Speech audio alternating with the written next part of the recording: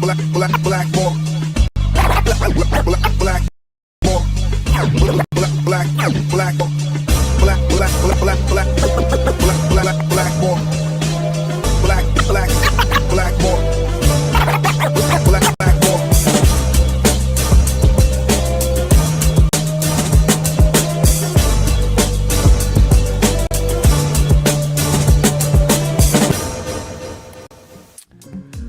What is up, everybody? My name is James D. Fiore, and this is Blackballed.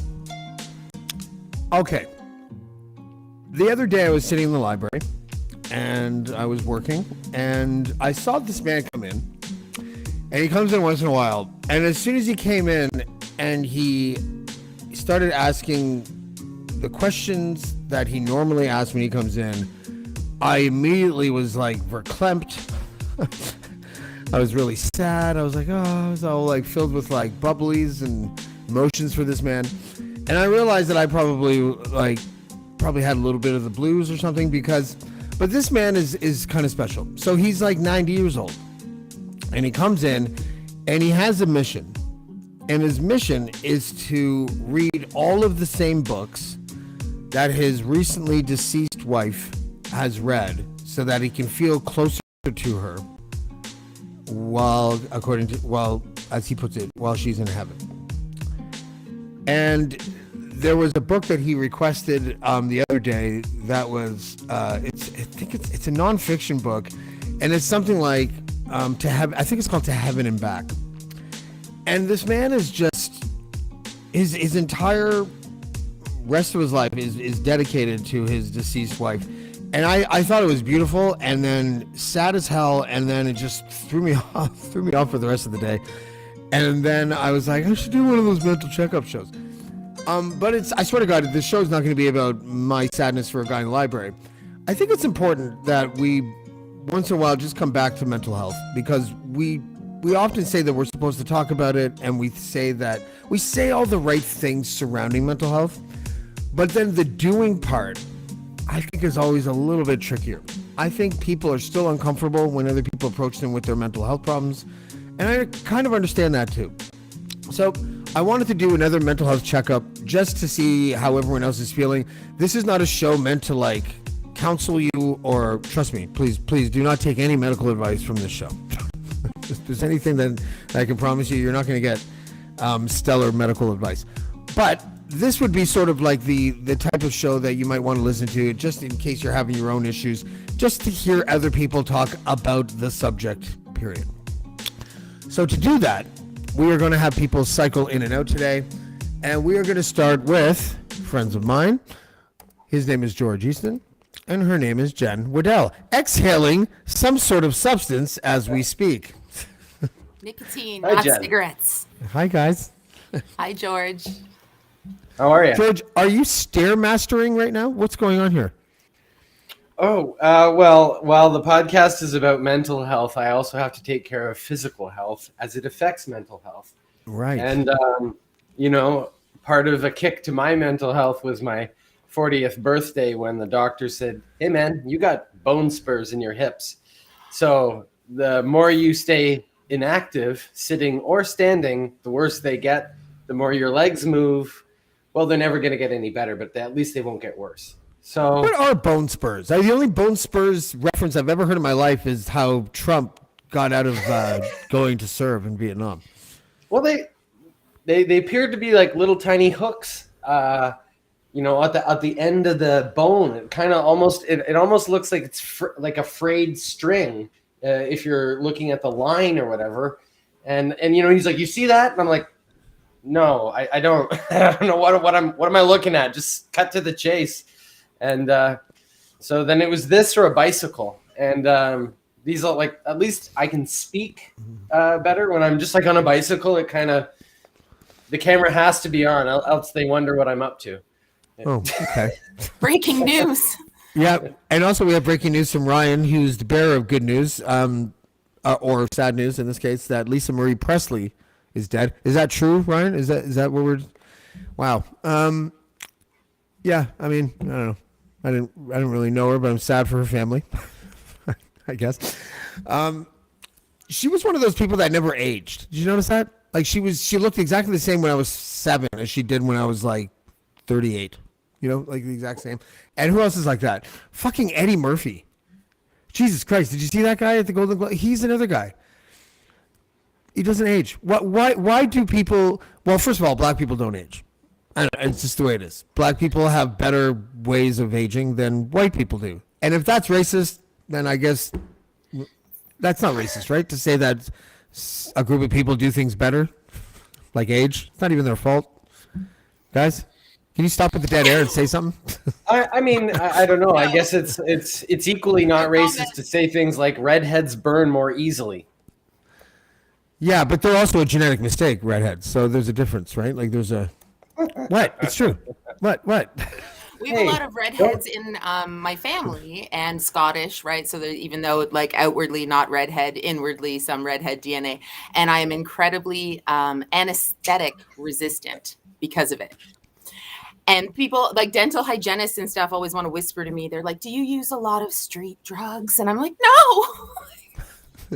Yeah. So when I had the C-section, I was very like pushy-washy with the anesthesiologist because at the dentist, when they start drilling, you can be like, "Hey, ow," you know. But like when you're having a C-section, once they start cutting you open, that's it. And I was like, I can still feel that, just so you know. Yeah. It's fun. Yes. I don't know how to relate to that, so I'm just gonna smile and nod politely. Yeah, that's how that works. Yeah.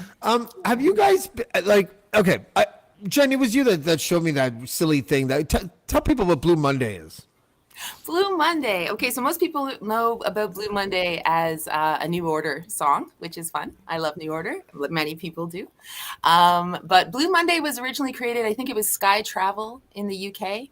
I think it was in like the 70s or the 80s. And they did scientific research that said that the third Monday of January is the most depressing day of the year. So the idea is that, everybody's getting their Christmas bills. There's the post-holiday hangover. Maybe your resolutions kind of have gone by the wayside a little bit. Things are gray and cold and all of that kind of stuff. So it sort of makes sense. It's complete bullshit. Like there was no scientific study done. And I know this. So that's part of the kind of duality of my personality is like, I know it's bullshit, but at the same time, I feel like I can use it as like an excuse. So if you feel like crap right now, also Mercury is in retrograde. It was a full moon in Cancer on Friday and the wolf moon of the year. So if you feel like a little granola, there's all kinds of reasons why if you feel like shit right now, it's not your fault at all, baby. Like I'm sorry. Mercury is in retrograde? What? Mercury is in retrograde. Okay, so people who know a lot about astrology and are into that level of woo, I just think it's a bit of fun. But, it's I'm fun. into woo, but it's Wu-Tang Clan, so it's not really the same. Yeah. Woo with 2 O's instead of the U. Yeah. Right. So Mercury retrograde, I'm not sort of super into it, so I couldn't explain it the way an astrologist could. But the way that Mercury appears to be moving across like the big zodiac wheel, it looks for these brief times like it's going backwards. So backwards the idea is just about the right word I would have used to describe anything that's astrological, but go ahead. Yeah. Then why did you ask? Because I would like to challenge you on this, to see if you can convince me that no, you know what it is. Okay, first of all, I think it's bullshit too. It's just a bit of fun. Okay. So the idea is that communications are bad. If things are going to go wrong, you shouldn't make any big decisions. Kind of stuff like that. So whenever anything like inevitably fails at this time, whenever it's happening, I'm like, well, Mercury's in retrograde, so like there's no hope. Like, yeah, it's just kind of a convenient excuse. I wanted to sort of start off by switching gears from what maybe we normally talk about this, and this is more like a free-for-all. Again, I just want to say it from the outset, this is not a show that you tune into so you can get a really good handle on your own mental health issues, but it really is just to witness other people talk about it. I've noticed that I've talked to a couple of people recently who had issues talking about it with their spouses, and a couple of people also, one person who had an issue when his wife talked to him about it because people don't know how to receive it or put it into somebody else's sort of wheelhouse. It's difficult to tell people, especially, okay, I sometimes feel guilty for feeling depressed or anxious because I'm a Western white guy whose life ain't that bad. And it makes me, sometimes gives me pause, and I'm just like, well, wait a second. Am I just being one of these like spoiled, privileged little babies that are just, and often I think, yeah, and it gets me out of it. I know that sounds ridiculous, but it does. It's sort of a vehicle that I've used to sort of be like, okay, what am I doing? But it's been interesting. But anyways, the switching gears part. When we see people like Kanye West and Jordan Peterson in the news for saying some of the things that they say, knowing that they have mental health issues, are we kind of hypocritical as a society, you think, by the way that we attack people like that? Rob Ford when he was alive, people who have addictions, people who clearly have mental health issues. Do you think that we are just attacking people because of their politics and ignoring what we shouldn't ignore? I'll go to you first, George. No, I mean, I think that it's the same. Okay, so my sort of response here is I think we all kind of recognize that we're all both good and bad, and that thing that causes that visceral reaction when encountering another person, be that a like or a dislike, is always just what you see in them about yourself. It is never actually about them. When they say it's all about first impressions, well, first impressions is just how good you are at reflecting the mirror that the other person you're meeting wants to see. That's what it's about, right? And so when you for no reason are like, I hate that politician, it's because there's something about that politician that reminds you of your shadow that you don't like. And so I think that nature of how we're all good and bad, like the reason why the culture and the ethos we're in is all sort of like hypercritical and like that, is because it's because we're all feeling like shit, and we're projecting the shitty feelings on everybody else because of the isolation and all the other things. It's not real. Like, projections are not real other than really how we're feeling inside. And so what we think of other people is really just that, right? Jen? I wish that I felt angry about any of those things. I wish that I felt like, fuck that guy about it, because I never feel that way about it. Very rarely. I usually feel like, like I said in 2020, that the weirdest part of this whole experience, and it has been very weird, was that I have a deep and serious concern for Kanye, which I never had ever before. Yeah. It's like, I feel so bad that this poor man is going through whatever he is going through, which is clearly a lot. And I don't know much about this. Like, people make celebrity references, and I'm like, because I don't really know. I'm not paying attention. I don't know. But like, I feel bad that all this is happening publicly. So imagine like how shitty we all feel, and sometimes how like kind of shitty our behavior is because of how we're dealing with how we're feeling. Imagine if all of that was like on somebody's TikTok account, and then people talking about how much they hate you, like I can't imagine what that would be like. And oh yes, let's cry for the poor celebrities, but there's nobody sort of close enough to them in their life to be like, hey, we need to do something about this. You know what I mean? Or nobody who's in a position to do so. So it makes me feel a bit grateful that I have a lot of people in my life that are like, hey, calm down, Yeah. as much as I kind of don't want to hear it. There's that fine line, right, between bad mental health and bad behavior. And I feel like Kanye just dances on either side of that often. But also, just in real life, like in the library, I guess it was like 2 weeks ago, this guy came in, and I never thought I would ever meet someone like this in real life because A, I thought it was a hoax, and B, and this is something that Ashley Lindley sort of spotlighted a little while ago, last year, I think. The people that were like taking advice to do like things like urine eye drops and to consume urine. I know it's hilarious when you read it online, but then I had a guy come into the library, and he we offer printing services, and he printed off this thing, and I have to go get it all the time. And I just took a glance. I normally don't, but I just took a glance down on it, and it was like an official looking kind of like document that was like urologists blah blah blah know-how for blah blah, and it was basically like telling people how to ingest urine to make themselves feel better. I stopped, and I didn't want to, and then I just did, and I said, listen, I'm like, I'm sorry, I just took a little glance here. Don't read this and think it's real, please don't. Right? And he's like, well, what? And this is where it got like, this is where it went from funny to like, oh, shit. He's like, I don't know what else to do. I tried to commit myself. I've tried to talk to counselors. I've tried to talk to a therapist or whatever, and no one will listen to me. And I'm like, well, what's wrong? He's just like, I want to fucking kill myself. I want to die. He's like, we have new euthanasia laws, and I don't know how to access them. No one will tell me. And I saw this on the internet, and this is supposed to apparently help take away my urge to die. And I was like, buddy, this is intended to fool you into doing it.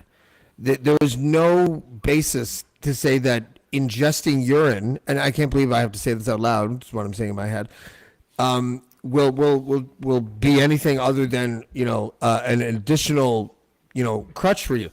And he's like, but they've been using urine to like, to do things in the medical, whatever, for hundreds of years. And I'm like, that's like pissing on a thing when a plant stings you with a spine or something. Like, you know what I mean? It's not about depression. It's not about, no one's going to be healed with urine. I never thought I'd have that conversation out loud, but when he left, I was just like, I can't believe that, like, the internet has created such a weird thing to human beings. Like, that kind of thing would never have happened in, like, 1986. Do you know what I mean? That is patently untrue. Really? In the yoga Tell me why I'm community, wrong. Tell me why I'm wrong. No. In the yoga community, it's been a thing ever since yoga came to like the West, because the yogis have been using urine in healing practices for thousands of years. Yeah, but it's topical. It's not fucking ingesting urine. No, right? ingesting urine, drinking urine, your first urine of the day. I knew people who another reason I hate yogis, but go ahead. That's rude. But you don't have to. Like, the piss drinking isn't mandatory. Like, it's okay. You can choose to participate or not, just like everything else in life, right? But if you go and do your yoga teacher training in Bali, if you drink even like one drop of indigenous water, like native to the place where you're staying, as opposed to like your like microbe-free Evian, you can get what's known as the Bali belly, where you will have like the worst diarrhea you will ever have in your life, and your tongue turns black. That's how you know you have it, because you like go to brush your teeth and you've got like hairy black stuff on your tongue. And you can go to a local hospital and pay cash, very expensive, for like a hospitalization, or you can drink your morning piss. And I definitely have a couple of people in my close yoga circle who like drank a cup of their own wee first thing in the morning, and it made them better and stop having explosive diarrhea. I am not a scientist or a doctor. I do not advise that anybody drink their own pee, and the thought of it makes me sick. But apparently it tastes like if you put butter on a penny. Apparently, these are very hydrated, like vegetarian yoga people. I know. You know what the worst thing is that every single yoga instructor I ever met smoked like a chimney. Every last one of them. Yeah. So it's okay. We don't judge. Does anybody else have new life goals now for retirement? Like, I'm thinking like a small little hut in Bali, and it's called Urine Luck. And gross. So gross. That's actually when I first really fell in love with Ashley and Ryan, was when they were talking about the pee drinkers on Dean's show, and the video made Bonzi throw up. Yeah. Fantastic. Yeah. Well, we could have another one in Bali. It'd be owned by the Irish, and we could call it Pop of the Morning. Oh God. I did my yoga teacher training in Toronto. You know what I mean? Like I didn't travel far afield because for exactly those reasons. Like, I do not travel well because I am a big time anxiety sufferer. So like, I have to stay awake on the plane to keep the plane in the air, it's that kind of level of anxiety when I fly. So I was like, no. Are you anxious because are you anxious because of the circle of friends that you hang with increases the probability of you drinking urine? Is that why you're anxious? It's been a long time since I've been like in like the yoga community, but I had to unfriend a lot of them during the pandemic because wellness people were very vulnerable to all of this. Like, don't trust the vaccine and it's poison and you should have. drink the, well, I don't know. But as soon as there was a lot of like, don't put the poison in your kids, I was like, unfriend. We haven't talked in years. It's fine. You're not even going to notice. Like, it's not a big deal. But yeah, there's a lot of crossover in the two communities between like the dirt people and the people who want to drink the wee and the people who want you to drink chlorophyll and stuff like that. So of the three, choose chlorophyll. Chlorophyll, I can see at least, right? Like at least makes sense to me. What do you guys make of this? This will make for an interesting conversation because I found the pandemic was something that I didn't think I would see happen, at least not with public health, which is that it polarized us even further. And lately, I've been watching the news, and I've been watching some hearings in Europe, and I think one in the United States, talking about how the data for the vaccines were misleading. Talking about how the side effects for the vaccines were, and this is what I find really interesting. So there are people that have had side effects that have caused death, and side effects that haven't. The problem that I think that a lot of people are having is that one side, let's say, let's call them the anti-vaxxer side for the purpose of this conversation, we're like ringing the alarm for like hundreds of thousands of people are dead, and that was clearly wrong. And then the other side was like, what deaths? Which was also clearly wrong. And I think that a lot of people that watch as much media as I do are now like starting to at least come to the conclusion that the vaccine was probably rushed out. The side effects that happened with the vaccine were a lot higher than anyone thought, except for the anti-vaxxers who thought it was a lot higher than it actually was. Do you think that we are going, and this is a question that neither of you might not know the answer to, but maybe I can make it more broad. The idea that we're in two camps, and if you say one thing, you belong to one or the other, I wonder what that does to our ability to think freely. George? Do you know what I'm saying? The idea that we're in one of two camps. Yeah, when you take the vaccine specifically, that issue, and the idea, I know you're not one of these people that likes to be in one or two camps, but just as an overall, for the purpose of this conversation, when you look at society and you look at people as communicating with each other as if they are in one of two camps, sometimes out of fear, well, I don't want them to think I'm an anti-vaxxer if I start criticizing the vaccine, and then the other side, because they don't want to make it seem like they're betraying the principles by saying they're so pro-vaccine. But do you know what I mean? Like, and now we are seeing news reports that kind of like not vindicate the one side, but shows the people that are pro-vaccine that maybe they should have like at least not waved the pom-poms so much and maybe just started to have more of a critical eye. It is such a difficult issue because nobody is a health expert or an expert on vaccines. But so when I'm seeing, yeah, go ahead. Well, I mean, you've brought up a massive can of worms, which may, certainly alter the course of the rest of this conversation, I suppose. However, I think that I like to sort of sidestep the vaccine, like the pro or anti-vaccine question altogether, because I think people take that choice or take that position quite personally. And so it ratchets up reactivity very quickly when discussing sort of the gross outcomes of the pandemic in a more critical way. And rather, I prefer to look at the leadership question in all of sort of the world countries, I suppose you could say, and take that route. And I think that, especially for liberal democracies, we put our leadership, and especially in representative liberal democracies, we vote a representative in to speak on behest of so many of us, and we empower them to make the hard choices that we don't necessarily need to know all of the gross detail on, but we need to know that the gross detail exists. And so when they come to us and they say, we didn't want to do this, but we have no choice, we have to do this, and we're all going to shoulder the wheel of whatever the fuck this happens to be. And they're wagering many of our futures, or at least massive changes to our present, on this direction that now we as a people, be it whatever jurisdictional size that grouping may be, now have to come together as a community and shoulder. I think for many of us, we all want to work for the greater good together.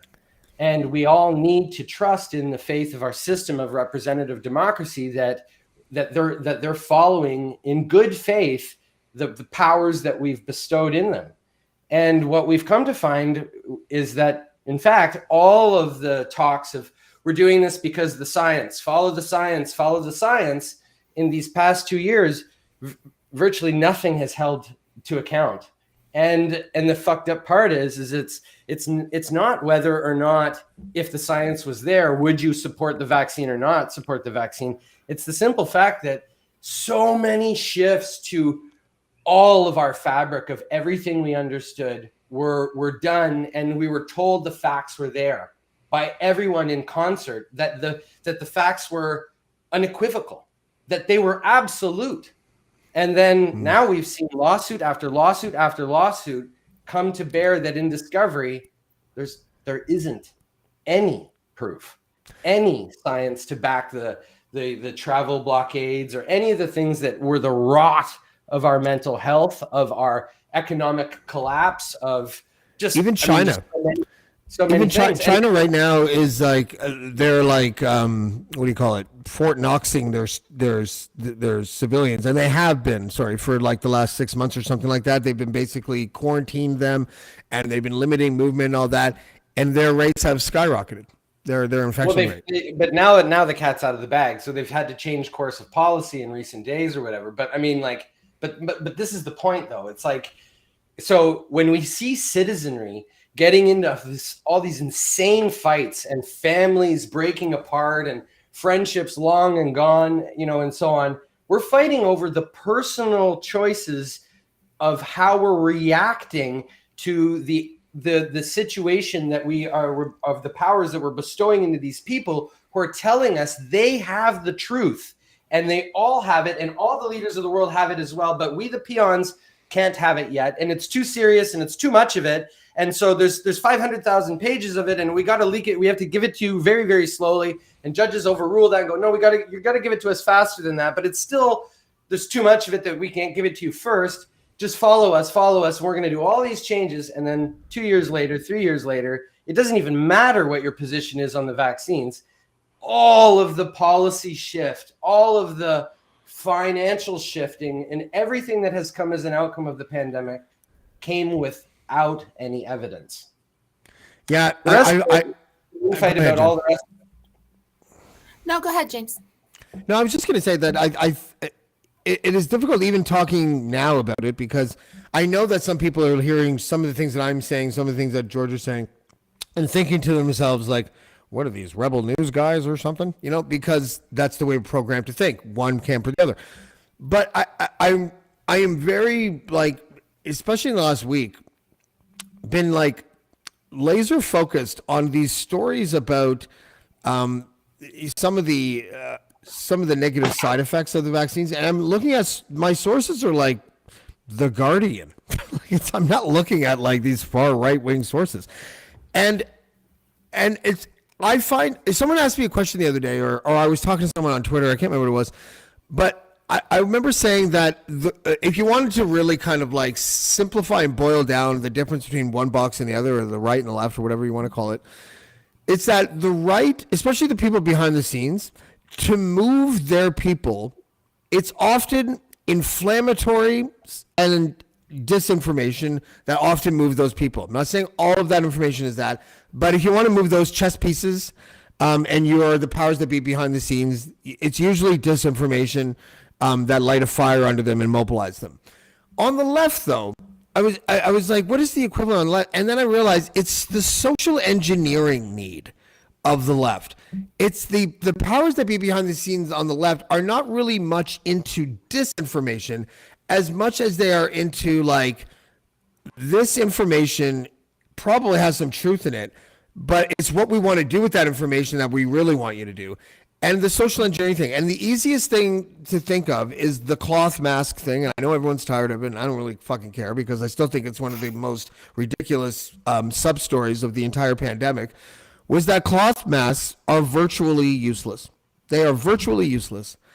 And our medical establishment and our public leadership didn't want to say that because they were more interested in the social engineering aspect of it in case, it might have helped by like a percentage. But the problem is that they knew at the time that they were saying that they helped, that they actually didn't have any data to support the idea that it helped.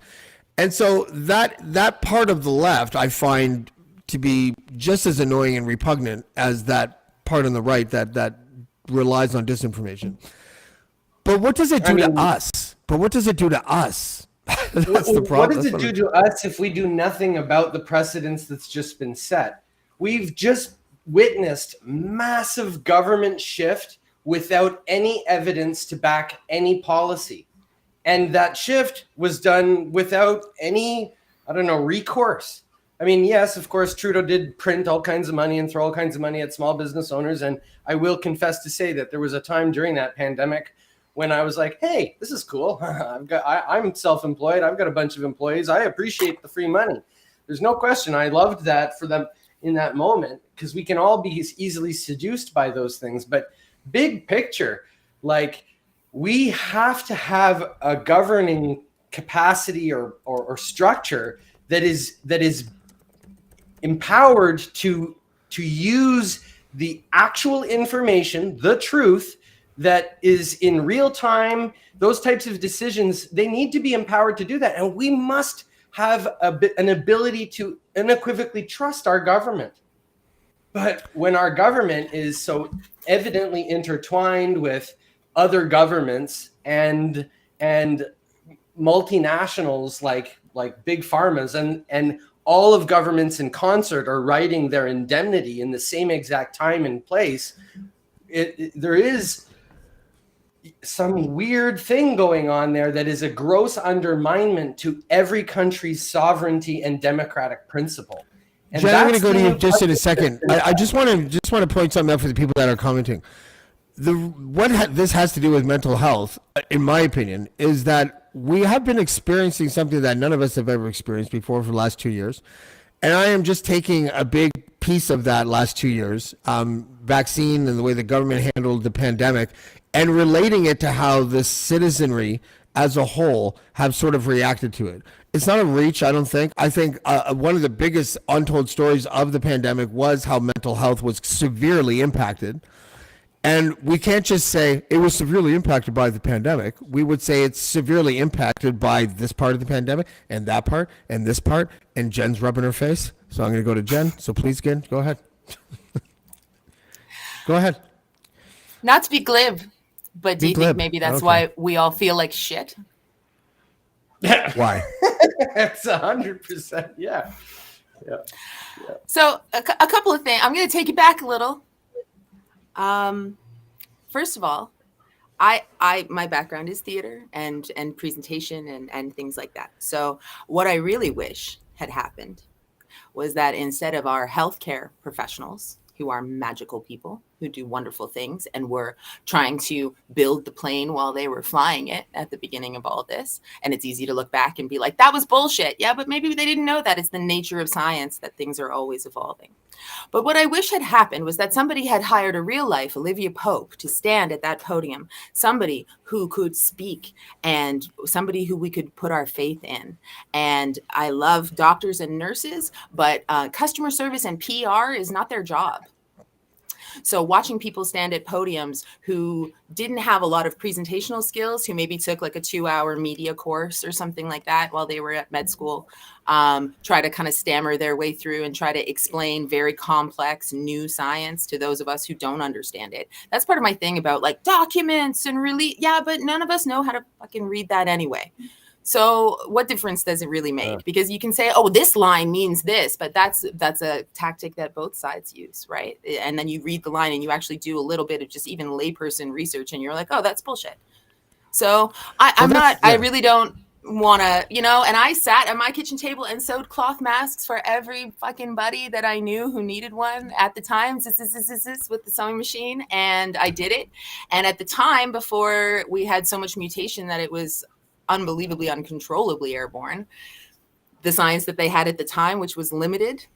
I mean, hey, Like, it's easy to look back and be like, you fucking, like, you know what I mean? Like, my parents are British, so I had this really naive blitz spirit at the beginning of all of this, that we were going to pull together as a species, and this was going to be humanity's. I know, what a fucking idiot, right?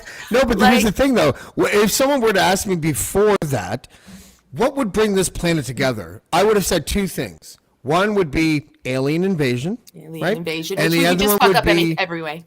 And the other one would be a mass health crisis, that where we would all have to be we're all in this together. Nope. Now I feel like if the aliens come, that someone's going to give ET a Trump hat, and we're all going to be fucking fighting over the aliens next time. You know, like. And part of the problem is that we're all so on edge and so full of all of these yucky feelings that we're all having, that we want to see people punished. We want to see justice, as we call it. We want to see the other side proved wrong and my team proved right and everything else. And it's division, division, division, division. I also am going to say the same thing that I've been saying since all of this started and my faith in humanity was shaken. And like, I just decided to just really drive to the bottom of the well of depression. I wish COVID ever so slightly ruptured the blood vessels in your eyes. I've been saying it since the beginning. I know it sounds like a really gross goth thing to say, but if we had if this starts to happen to you, you have COVID, undeniable symptomatic. Smallpox had it, measles has it. You know what I mean? If there had been like a boom signpost that was undeniable, we like all of this would have been like antennas. Antennas would have been a cool side effect of COVID. Because then it would tie into the whole 5G. It would tie into the whole 5G thing with the whole antennas and the nature of this virus has always been that some people experience it very brutally. Some people experience it very mildly, even before the vaccines. That in and of itself, like I've been dealing with anti-vaxxers for a really long time. Again, health and wellness, right? Because Jenny McCarthy says that they cause autism because she's fucking qualified. Do you know how many people didn't vaccinate their children because of that? It was more because of Robert Kennedy Jr. But I gotta, if I may say so, I'd like to talk just very briefly about that, because that's an interesting story that I think is remarkable. He didn't even have autism. It's one of these stories. Jenny McCarthy's story is one that I thought I would never find myself intertwined. Okay, hold on, George. Careful, okay? Careful how you do this. George is about to say something that's going to make a lot of people go, "What the fuck?" But you have to do it in a way, George. You have to set it up. You have to make sure that you do it the right way, okay? I'm just trying to protect you from yourself. You're trying to protect me. Okay. All right. This sounds very juicy. Well, it's a weird story. Anyway, it's a weird story because I will say I've never been really one, especially in my earlier years, to have given a shit about that whole story. That whole I was aware of this Jenny McCarthy thing. I was aware of this anti-vax movement. But I confess to say I didn't know a lot of detail about it. I just sort of thought oh my God, you got to be kidding, right? Like, people are actually taking fucking medical advice from a Playboy model. Like, that doesn't even make any sense. Of course, then later I have a friend who I obviously will keep out of this story, who actually did take medical advice from we'll say not Jenny McCarthy, but Ellen. And I'll get back to that in a moment. And then plot thickens.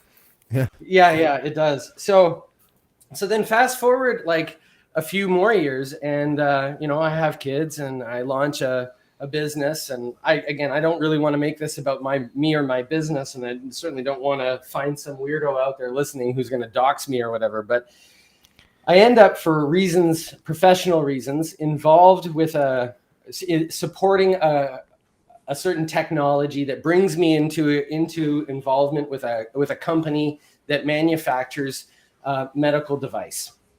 And as a result of their medical device that they manufacture, they attend a lot of different trade shows. And of course, I'm a business management consultant. I work with sales and marketing technologies, stuff like this, automations and business process for them. So I go down to this.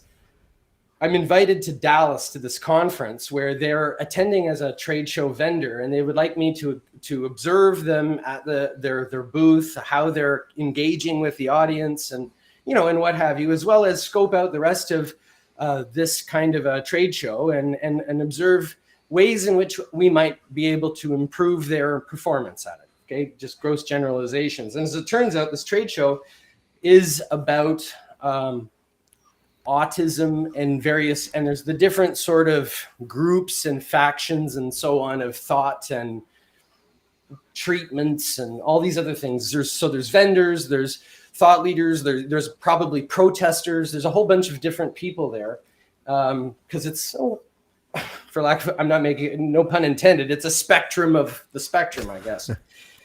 So as it turns out, Jenny McCarthy is one of the keynotes there, along with a whole plethora of other doctors. And so I'm like, all right, fine. I can't believe I'm here.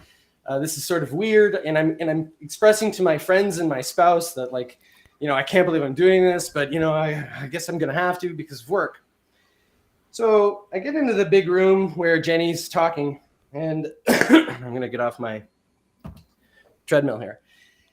And she says, so how many of you in the room today are here with your kids and who have autism? And of course, all the parents put their hands up. And she says, well, how many of you are here and you have not just a memory, but like evidence, like video evidence of your children being one way for a number of years, and then we're being another way for, ever since? And the entire room puts their hands up. And she goes, how many of you think that I think that vaccines caused that? And the entire room puts their hands up. And she says, how many of you think that I think that because you saw me say that on TV? And the entire room puts their hands up. And how many of you saw me say it on TV? The entire room puts their hands up. She goes, okay, now let's watch what happened on TV. And she plays this clip. And this clip is 32 minutes long. And I watched the entire thing. Now, what anyone watching on TV saw was 3.5 minutes maximum on the show of Oprah and on Ellen. And what I saw, and then what I then saw when they replayed the clips of Ellen and Oprah, nowhere near the same conversation. What she's saying to them is like, look, so basically we used to have all these biological organics in our boosters.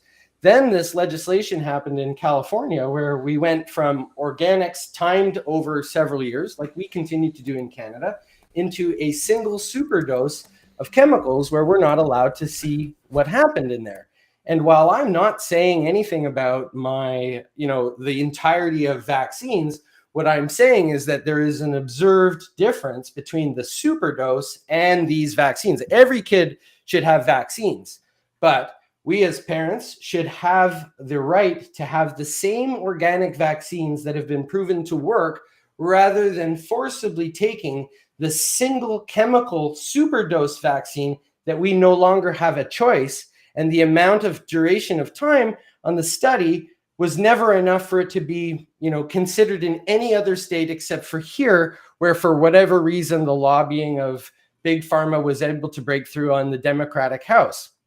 And so all of that was taken completely down to the edits of, no, it was just vaccines, and it's all taken completely out of context. Now, obviously, I am myself paraphrasing a 32-minute show down into the last 2 minutes myself. So I'm doing my own terrible job of paraphrasing. But what I'm telling you is that she then spends the rest of the day on the show educating everybody in the conference that she is absolutely not anti-vax, that this has been entirely a setup from the onset, and that she's been going around from trade shows trying to get back on the media to actually correct the record, and she's been blackballed, and no show will have her back because they've got the sound bites from her that she wants.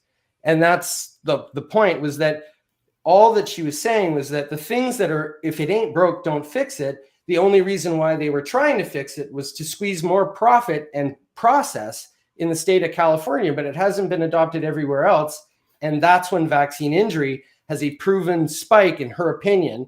And I'm not corroborating her opinion. I'm not a doctor. I know nothing about it. All I'm saying is there's a very different position between the actual real and that which was propagated everywhere in the media.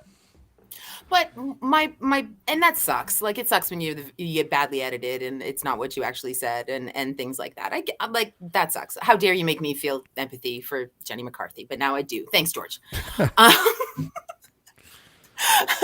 But I think the bigger point, and this is pre-COVID and up to now, is why the fuck do we care what Jenny McCarthy has to say? Well, they wanted to create an ability to have a narrative to discredit people based on vax or anti-vax because they were planning to vax us. Why does Jenny McCarthy go on Ellen and give her medical opinion on anything? Oh, she explains this, actually. No, I know. But I mean, why do we care what celebrities have to say about medicine is my greater underlying point. That's exactly. I mean? She actually asked the question rhetorically to the crowd because she was like, "Why would anyone think I have any business being on these shows talking?" Right? But she explains that the way in which this came to be was out of a feeling of helplessness. She's a divorced single mom who's just figured out that her kid has now got autism, and she's trying to do everything that she can to engage with all of these other maternal communities to figure out what are the ways in which that you can handle this. How do you cope as a parent of a kid with autism? And as she started to connect with other parents and share stories and so on, she started to understand a commonality. And yet everyone was saying, no matter who we say, no matter who we report this stuff to, nobody can do anything. No doctor seems to want to take us seriously. Nobody ever wants to listen to us. How can we get a voice? And Jenny then said, well, the only thing I actually know how to do is to offer a voice. And that's all she thought she could do, because after years of feeling like she was failing as a mother and just like couldn't put it together, she finally found a community who was themselves just like in a tailspin. So she brought her only power to bear, and she stuck her neck out for everybody. And she was completely blackballed, nice name of the show here, by the whole world. And then it created this legitimacy of vax and anti-vax. And now, as soon as the pandemic comes, we're now pulling out that card, the trope of Jenny McCarthy. She's become a media trope. Yeah, I would kind of agree with that. Also, it was alarmingly easy to believe that vaccines caused autism like 15 years ago, 20 years ago. It was easy. Jenny McCarthy's child doesn't have autism. Okay, let's get off that. Let's stay on the big And now thing the autism community is furious because of all of this. Okay, but let's get off that though. But let's get off that. It has to do with how you go in and out of the amount of. But it's not really a Jenny McCarthy. I don't want to get distracted by that. Like I understand the greater point of the thing, but I want to go back because it is kind of a show about mental health, and I think that that when people were anti-vaxxers before this pandemic, I know it had more to do with Robert Kennedy Jr. Spending about a decade saying that to people, and if you listen to him speak on like CNN in like the 90s or whatever,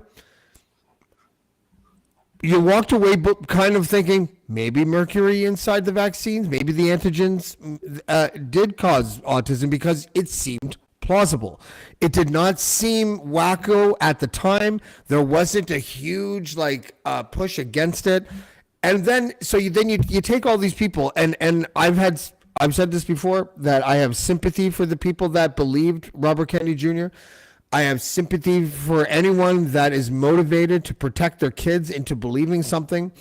And to get those parents, I don't know if they were hundreds of thousands of parents or millions of parents, whatever, to get those parents to then reverse what they have been thinking already for a decade because someone's like, it was a hoax. That was a tall order. That was a really tall order. And I have a soft spot for people that believe that, and I gotta say, like this pandemic and this vaccine, the way that it has impacted the way that people think or not think, is sort of the same.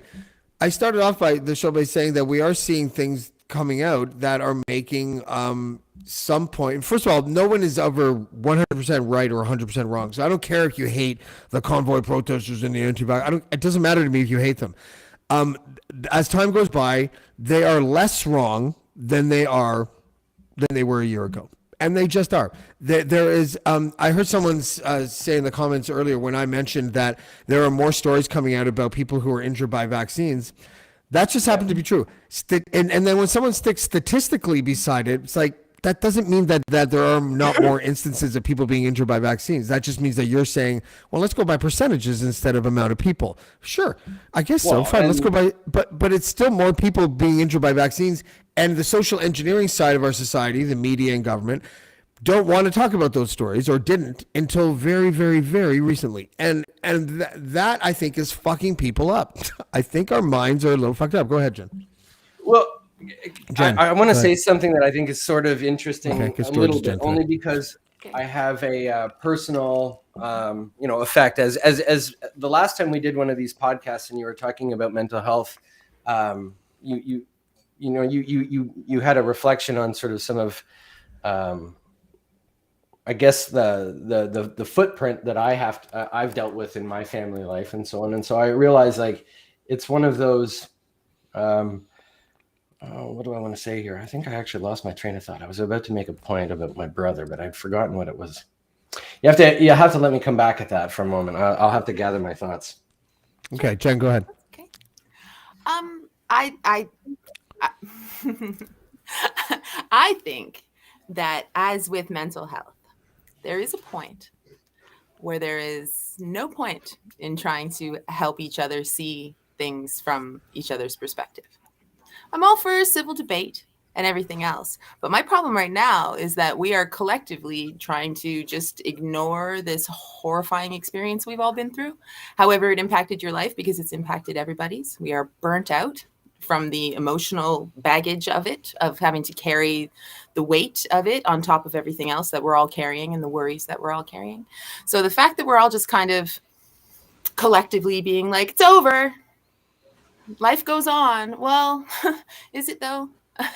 Well, the weird part is that when infection rates go up versus when they're down, life honestly doesn't change for a lot of us. Like it just doesn't. Like, I mean, I don't wear a mask anywhere anymore, and it's not because I have a political agenda. It's just because I just don't. Like I've had COVID. I'm almost positive I had COVID the first time in the end of 2019, which apparently makes me a conspiracy theorist. But I think that COVID. We got really here. sick at the end of 2019 too, and we were like, Every single person that I know knew at least 2 or 3 people that had pneumonia in the fall and winter of 2019, and it's just like, oh, was this a big coincidence that a pneumonia-like illness basically, infected half of us? I think that it depends where you live, because when infection rates rise here, I ride the subway and I work in a very busy place. So that makes me a little, like, I can easily talk to 200 people in a day, in a busy day at work. So, it depends. My kids go to public school in Toronto. They ride a school bus that is poorly ventilated, like all sorts of things, lots of concerns.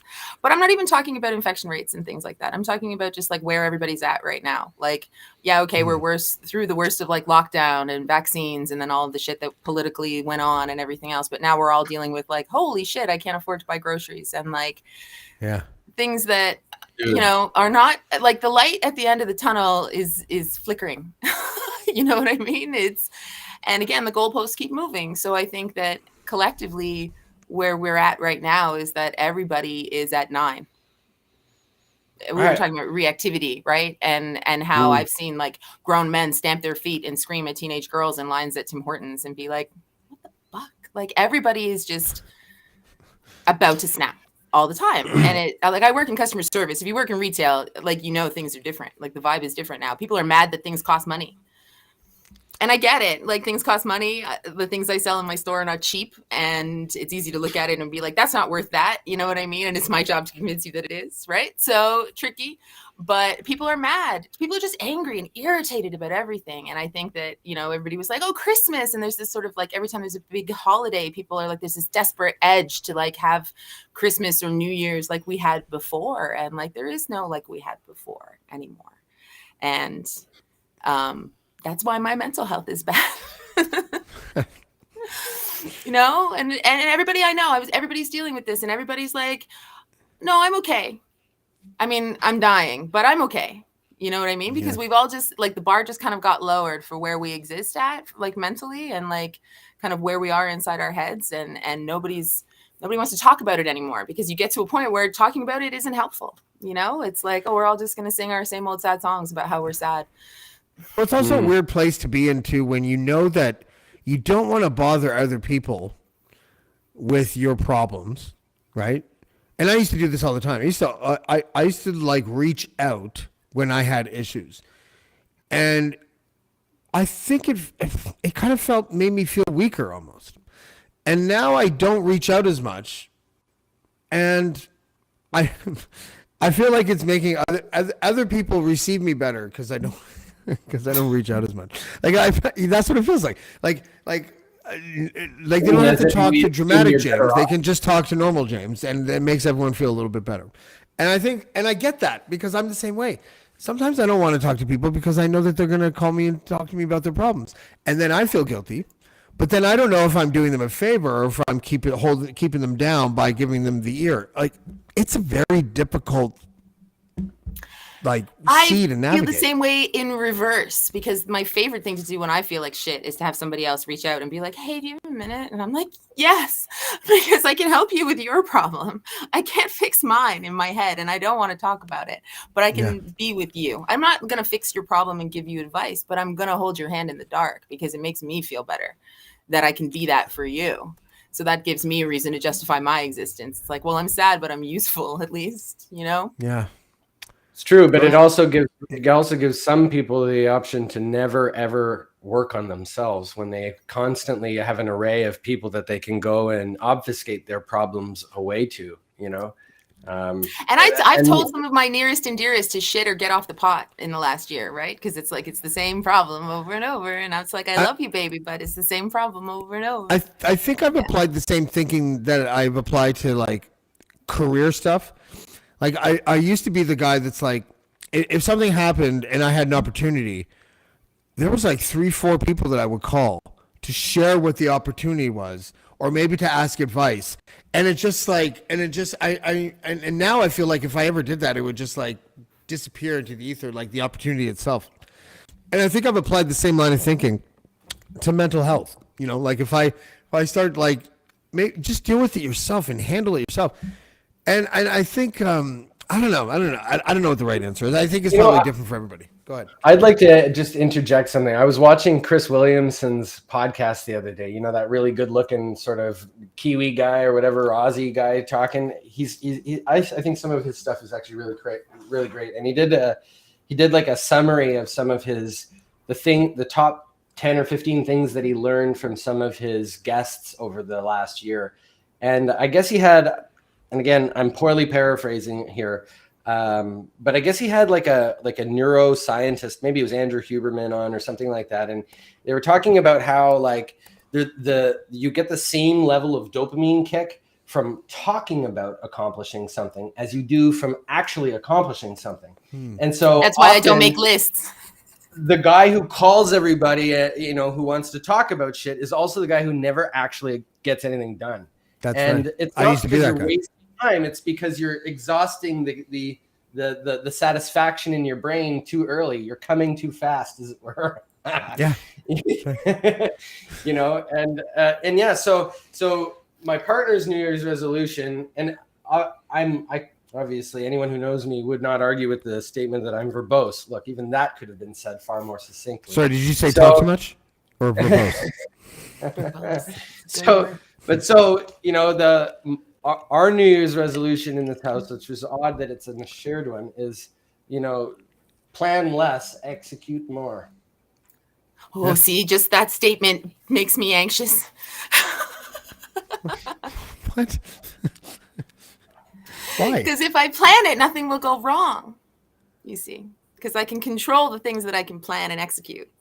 But I am a big planner and executor. I'm not the sort of person who doesn't do stuff, right? So it certainly isn't don't plan. It's just don't broadcast. Yeah, don't broadcast. It's sort of like keep your hand close to your chest, know your next 3 moves, but don't tell 4 people your next 3 moves, because now the chances of you executing them are slim.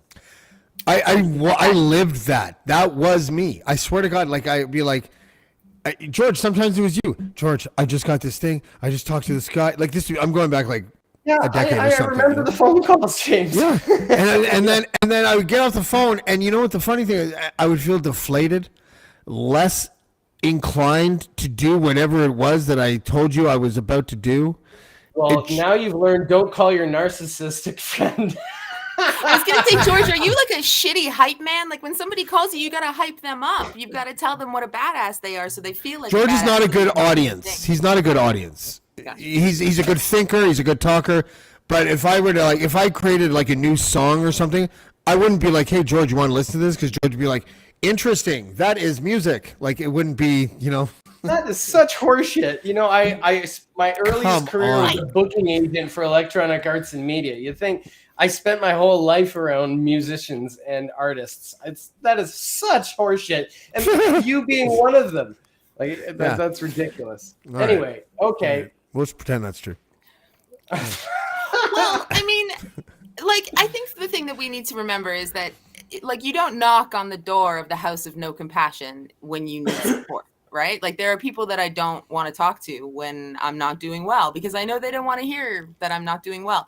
And they want to say things like, how's the anxiety? Are you feeling better? And it's like, no, I'm not. I don't want to talk about it with you. You know what I mean? Talk to my mom because she's down in Florida. So she'd every 3 days, she wants to check up on me. And I'm like, I'm fine. I don't want to talk to her about that because she's going to tell me it's a good kick up the arse I'm needing. And well, you need to be doing this because she wants to just solve my problem for me. And it's like, this is why I don't want to talk to you about this because it's way more. Sometimes my nephew calls, my nephew message me. And what he's going through reminds me so much of me that it makes me not want to talk to him. That's a bad one too. People who've known you for a long time will remind you sometimes of who you used to be, and they still see you as that. And you're like, but I'm not that guy anymore. I hate that. I have that a lot. But the thing is with my nephew is that I want to help him, and I think that he's going to be fine, and I love him. But I think, George, it was sort of like what you were saying before. The things that we don't like about politicians that we hate is that it reminds us of the shadow of ourselves. And with my nephew, I love him so much that I don't want him to, he's only 30, 31 or something. And I just don't want him to waste. Like when I was 31 and 32, I wish I shit out of me and tell me to get on the bike of life and ride it properly and get those stupid training wheels off and don't be drunk and high all the time. I wish I had that. Would I have listened? I have no idea. But with my nephew, he knows how I feel. He knows what my advice would be. And he'll tell me how he feels. And sometimes I just one answer. I'm like, tomorrow's just an extension of today. Just think of tomorrow. I don't know what advice to give him because I feel like a hypocrite, because even though I just went through it, the only advice I know how to give him is this. Whenever you feel like you want to give up, those are the fucking moments that you have to keep going or else life will give up on you. You don't even have to give up on it. Just keep going. Keep your fucking head down and get on with it. I've this podcast in November, I think it was, I was about to pack it in. I was just like, fuck this. I don't fucking want to do this anymore. I know I'm not making any money from it. I don't really feel satisfied with it. And then that very day I was like, I'm just going to go against that gigantic person in my brain that wants me to quit. And I'm going to beat the fuck out of that giant man. And then I went and for the next 30 days, I did 27 podcasts and I fucking had the time of my life. So we had our biggest enemy, and this isn't a big surprise. It's more of a big cliche. Our own worst enemies is ourselves, right? We are not the biggest obstacle. George? Does that ring true to you? It's a superfluous ego that we no longer really need anymore. Every mistake I've ever made, I had no reason to make it. I was just like, hey, things are going well. I need something to do. So ego's like, I'm going to create a problem so that I can have something to do and solve, which inevitably usually created more problems. It's a fun little train, I think it's interesting, and I'm sorry to talk more about my business. I don't mean to, but this has come up recently. I'm just glad that you're not walking anymore because that was weird. If you're Yeah, gonna do that, can you Awful. wear You were the, like, can you Happy wear New the Year. sweatband? I'm exercising and I'm smoking. I'm like, fuck. Oh, Yeah, well, can you wear a listen, sweatband or something next time you do that so that people not understand that you're about- not riding a dick or something? There's You know, no- like Nobody thought that. I Nobody thought thought that. Just you. that. I thought that. Nobody thought that. George, Yeah. is that nicotine or is that marijuana in that vape? That's marijuana. Oh, really? Back on the train, eh? You guys got Red back Bull. together. Interesting. Yeah. It was a good Christmas. I was actually like, I don't celebrate Christmas whatsoever, but I do the solstice thing, not because I'm actually pagan, but only because it was easier with the child split situation with my ex. So she gets them every Christmas or every Christian holiday. I get them every pagan holiday. The numbers are exactly the same, and it That's makes beautiful. scheduling a breeze. And also because we exchange children on Wednesdays, we never have to argue. Wait, over you can what- exchange children? Yeah, you can. You bring them in. They charge them up with the good juice, and they give them back to you. Oh, I don't want. Can they power mine down a little? I need a tune up, but also a tune down, please. Yeah. My kids yeah, have no, a PA day tomorrow. They've been back I at have school to for brag 4 that I had days. 3 weeks off. So like Weed and I found each other again on those 3 weeks, and it was good. You know, when the snow fell and we couldn't drive south on Christmas for my partner to see her family and so on, there was Weed and board games and Stonemeyer. You guys ever play a Stonemeyer board game? If I'm going to make a pitch right now, James, for mental health, I would offer everyone should learn to play the board game Wingspan. It has wonderful expansions, including Oceania, Asia, and Europe. Does it have mind learn a lot expansions about like words. Is this a LSD, video game? peyote, and mushrooms? No, sorry. Yeah. And the video game plays very well on your iDevices. And it sings all of the little songs of the songbirds in the game. So it's I don't know. Oh, that's I'm just kidding. I'm just kidding. not really a competition. I'm proud of you, George. It sounds like you had a great Christmas. I started soaking up the atmosphere of my Scottish family, and I started having festive drinks. So then I started having festive depression because of it. Whenever I drink more than one glass of anything, the next day I'm like, sad. So I did that for 8 days consecutively while we were running around everywhere, taking the family places. So yours sounds much better. You know what made me angry during the holidays? I couldn't do shrooms, or at least I didn't think I could do shrooms because I have 4 different strains and only 2 grams of each. So in order for me to get high, I would have to take 3 different strains of shrooms at the same time, which apparently is really bad for you and really risky. And I'm just like, I might do it tonight though, just for fun, just to see what happens. I feel like we all probably did that without knowing it back in the day, and we were okay. No, I don't think any one of us did that because the shrooms all came in one thing and it all looked the same. These all look different. You know? Yeah, that's I true. didn't always know what back they in the looked day- like. Do you remember when weed was called weed and it didn't have a fucking name? Yeah, like juicy and moose and stuff. Yeah. It didn't have other colors, and there wasn't Didn't have a dusting. backstory.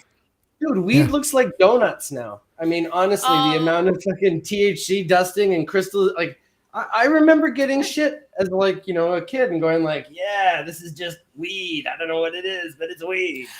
We should, then it we should became stop doing this hydro. because it makes it sound so old. It So became very old. hydro. It went from weed to hydro. You always knew that hydro was the shit that smelled like aliens cultivated it, and then weed was more like your grandma's backyard. And it was there was a difference in smell and everything, and now everything is hydro because everything is grown indoors, pretty much. And yeah, I don't know. Oh, but dude, how many of us actually instantly had this experience like I did, where maybe, well, and I don't know, Jen, maybe this just doesn't fit for you because of where in the world you live, which I presume to be a greater or a larger city than where Toronto. either James or I live, right? So for me, Everyone lives in a larger city. I was always a dude, just give me some weed, let me roll my joints, and that's it. That's all I know, right? I'm still like And then that. I I don't go- care what it's called. I don't care. Then I go off and I go get married and I have some small children, and then finally I sort of come back to I'm gonna go and see my friends in Toronto and start to enjoy the nightlife again because my kids are old enough that I can finally have a fucking weekend away from them, that kind of thing. And then all of a sudden I'm like, what the Christ are you guys doing? And there's this shatter thought, there's everyone's tapping on a nail, and I'm like, what the fuck? How did weed turn into crack? When did that happen? And where have I been for a fucking decade or two? I don't look that old. Like, am I that old? What the fuck happened here? And I felt like I was just in a foreign situation altogether. Looking at my friends, people weren't drinking. They had like all this weird paraphernalia I'd never seen before. And they're like, yo, you want to try some of this stuff? It's like super weed. And I'm like, honestly, no. The last thing I want to do right now is like have a power whitey in the middle of nowhere land. Like, I'm afraid of whatever the fuck you've done here. Okay. Give me back my fucking bag of weed. And that's it. And zigzag. Dude, I felt the same way when I accidentally over the summertime. And actually, it was really awesome. It turned out it wasn't too much, which really scared the shit out of me. When I accidentally ate 500 milligrams of edibles, because there was, well, who fucking makes a candy with 1,000 milligrams? Who does that? That's why I don't like edibles, because I can't just have like one of something. So right? I like eat one, half of it, and you have to have like an eighth of a corner of whatever it is. I'm like, this is not a serving size. Like, no, it doesn't make any sense. Puppy, I need to. I ate half of it. And it was Leanne. Leanne's like, "Oh my god, did you just eat that?" And I'm just like, "Well, I didn't eat the whole thing." She's like, "How much did you eat of that?" And I'm like, "Half." She's like, "That's 1,000 milligrams." And I'm like, "Are you sure?" I thought I said 100. She's like, "Look at it." I said 1,000, and I'm just like, "Okay." So then for the next like half an hour, I'm just like, "All right, this should be really interesting." Like, and it was just me being really high. Like, I don't think I'm capable of becoming white-faced. Remember white-faced? Which for white people is hilarious because we're already white-faced. A fucking whitey when you're just like, oh, and for like no when reason you get so fucking down. high that you just get pale and you just want to die. Like, that hasn't happened to me since I was like 20.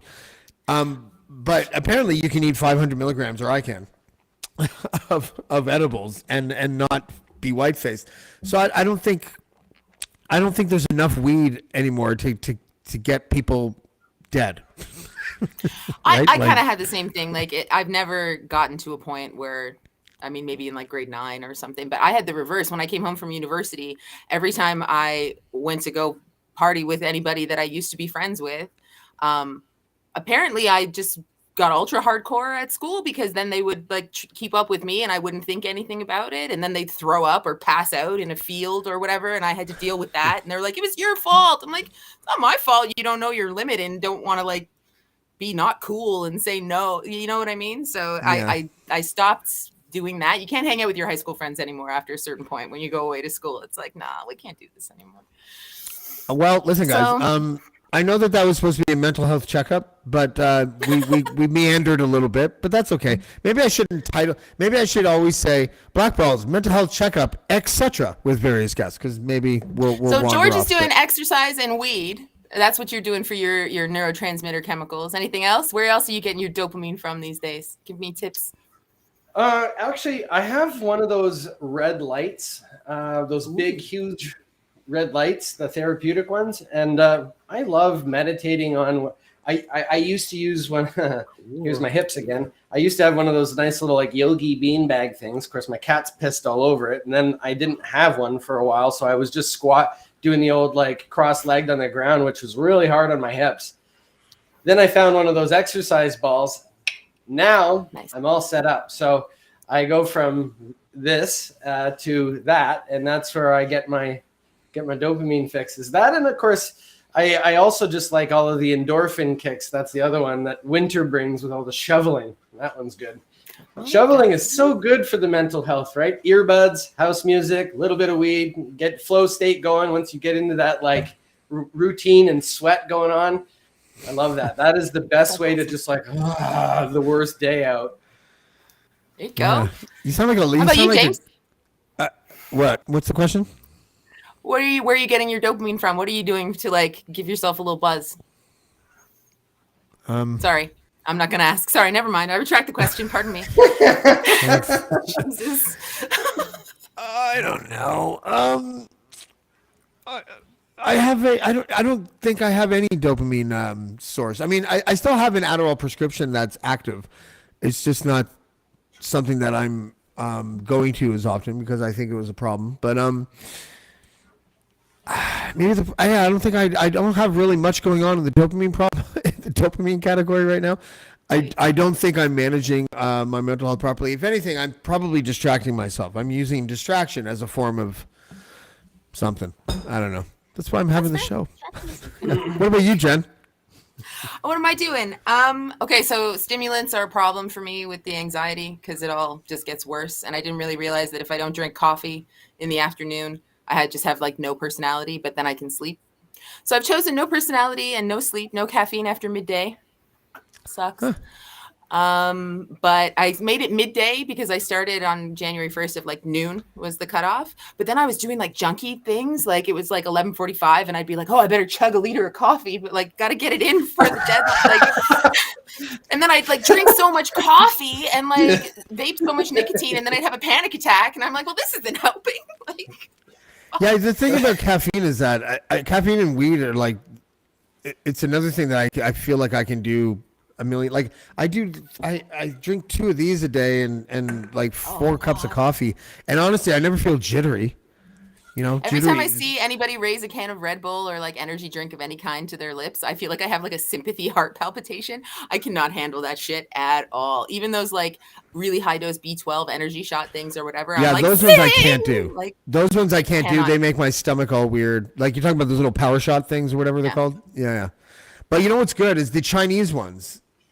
They taste like raisin. I don't know exactly what it is, but it tastes like raisin ginseng. Juice.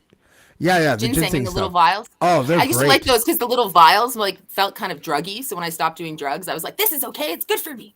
Yeah. So I kind of liked that. I don't know. Canadian look like little bottles of Coke.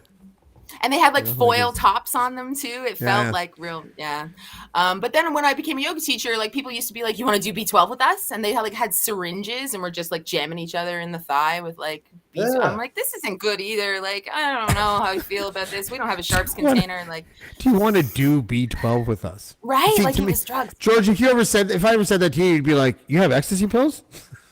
Because that's what it would sound Dude, like. honestly, if somebody, I guess you're right. Because then I just think it had like a stamp of a B12 on it That's or right. something like that. That's right. Did you guys ever do the oxygen bar back in the day? Remember in the 90s when that was a thing? No. Anybody? Just me? I mean, we I did remember reading about that in some DJ magazine and just thinking like, how douchey is that? You know, like Oh, we flavored did it. air. We totally the did it. I Zima, was like, the let's go Zima try of it. specialty bars. Yeah. You Right. look really stupid, and apparently my body was so used to toxins at that point in my life that the oxygen gave me a headache. They were like, it's supposed to make you feel buzzy. I was like, I'm gonna puke. It was so bad. Quick, blow a think cigarette I in just my have face. Right? I think I just have like an antithetical reaction to like if you this is what's supposed to happen, this is what's gonna happen to you, Jen. Like it's just the way it always is. When I was like, it's twins, everybody was like, oh, of course it is. Yeah. This could only happen to you. That kind of thing. Right. And then we were like, oh, they have a rare condition. Yeah, of course they do. Like, it's just kind of one of those things. That's why I'm willing to blindly put my faith in all medical professionals in general, because I live in a state where I have to blindly put faith in medical professionals because of my kids and like what goes on. So whenever anybody wanted to be like, are you going to vaccinate them? Because reasons. I'm like, actually, the head of the genetic metabolic department at Sick Kids told me it's cool. So I'm leaning into it's cool. Like I'm very comfortable with that, right? So no. Yeah. Well, Okay, we so will do dopamine another- tricks. Yeah. Sorry, can I do need it? more- Can I know you want to go. Okay. Dopamining. Right? Dopamining Yeah. is something that is very common in the ADHD and OCD community, where like you get like we were talking It's not about. a community. I'm totally alone. Sorry, go ahead. You're not alone. You need to get on TikTok, James. You're not alone. I don't TikTok wanna keeps go trying on to tell me I have TikTok. ADHD. Oh, you should go on TikTok. It's fun. No, I don't want China to know where I am gee. for some reason. I don't know. They know And where it I am. doesn't care where you are. Okay, All right. so dopamining is when you get a little bit of a hit from things like doing research or learning more about things that help. So anybody that's having like sad issues right now, research how you're feeling, if that helps. Or if you think you have something going on, like I was like, what are the actual symptoms of seasonal affective disorder? Because like it's gray and rainy and now it's snowing. But and learning about it, and that's why like it helps when I'm feeling depressed or anxious, because I can just sort of research a little bit about what's going on in my brain, and then I'm like, okay, it's neurochemical, and then I don't feel quite so enveloped in it. Look into face tapping. It makes you look nuts, but it actually is very Face helpful. tapping Have you sounds a seen this? lot different in my head. Hey.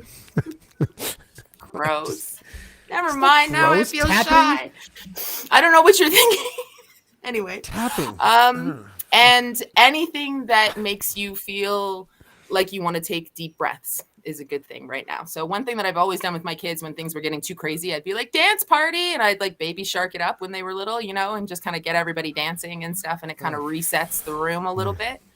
I know, but my son walked up to me in that week between New Year's and when they went back to school, and he went, "Mommy, do you need a dance party right now?" And he went, "Hey, Google," and he turned on a song that we always dance to. And it turned out I really needed a dance party right then. So sometimes doing the thing that you don't want to do because it sounds stupid or you don't feel like it, do it anyway. I don't want to do about heroin. 5 minutes in. Are you suggesting I do Don't heroin, Jen? Not heroin. I was suggesting you dance with your kids. Nobody wants to see me dance. It's just the white guy head nodding, leaning against the wall. Nobody's going to see you. Dance as if nobody's watching. That's the whole point. Dance stupid on purpose. That's always a good one, right? Because then you don't have to worry about looking cool. If that's not your thing, that's not your thing. But like, right, exercise. we're ending this podcast and we're making James depressed. I'm just kidding. Help you, God damn it. Anyway. Okay. No, George, I could listen to you talk forever. George, can you tell me the name of the book that your wife recommends to her patients? Because I didn't ask you last time, and I've been. Oh Christ, Jen, there are so many. Like I'd have to peruse our Amazon book purchases because like they the same copies, like she'll order like 15 or 20, you know, of each book so she's one of those people, and I'm sure probably you both are as well, where you'll just devour a book in 4 hours. Whereas the last book, cumulatively, I think I've read 4 books in the last 10 years, you know, that kind of a thing. It's just not my shtick. But so then there's like fucking boxes of Indigo showing up, and I don't really follow them too much. I mean, the ones that are very close to us or to me anyways, are like the Eckhart Tolle Power of Now is my Bible for sure. But but when it comes to there's like 5 books. I want to say there's about 5 that are on regular rotation that she's constantly giving out. Of course, Eckhart's Power of Now is one of them, and Eckhart's other book, A New Earth, I think is what it's called. New Earth or Scorch? Yeah, A New Earth. Anyway, is the other one. But then there's a workbook that sort of coincides with this, and then I'll have to get you the reading list. I'll pass it along. Yeah, we'll take care of this. Yeah, send it to James. Yeah, I'll figure it out. George Easton, good friend. Jen Waddell, good friend. Thank you for joining us tonight. I really appreciate it. And I don't know if that helped anyone, but Jen, you look happy, so that's all that matters. I always look happy. I know. And tomorrow's Have a Casual good night, guys. Friday. George, don't ever apologize for being verbose. I could listen to you talk all day. Don't worry about that. That's true. George, we have Casual Friday tomorrow, so if either of you want to join us for Casual Friday, it's usually a pretty fun night. Let me know. And until then, we'll see you next time. I'm going out dancing tomorrow night. On Very exciting time. Did you just fucking interrupt the outro sentence? I did. I'm sorry. I didn't know you were doing your outro. I'll shut the fuck up. I'm sorry. Yeah, we'll see you next time on Blackballed. Just kidding. Love you, Jen. Blackballed. Blackballed.